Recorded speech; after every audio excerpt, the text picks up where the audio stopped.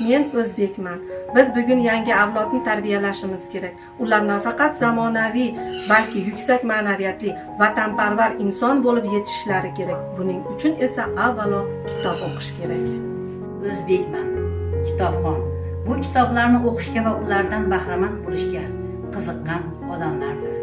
Kitobxonlar uchun kitoblar nafaqat ma'lumotnoma manbai, balki ular ruhiy va madaniy xazina hisoblanadi. Kitobxonlarning hayotida kitoblar o'rni juda muhimdir, chunki ular bilim olish va o'ziga xos dunyo qarashni shakllantirishga yordam beradigan vositadir. Men o'zbekman. Kitobxonning dunyosi keng va cheksizdir. Har bir kitob uning ichki dunyosiga yangi bir ovoz, yangi bir hissiyot, yangi bir xulosa qo'shadi. Men o'zbekman. Kitobxon onaning farzand tarbiyasidagi roli, ularning ma'naviy dunyosini shakllantirish, axloqiy qadriyatlarini singdirish, ilmga muhabbatini uyg'otish ahamiyatini yoritadi.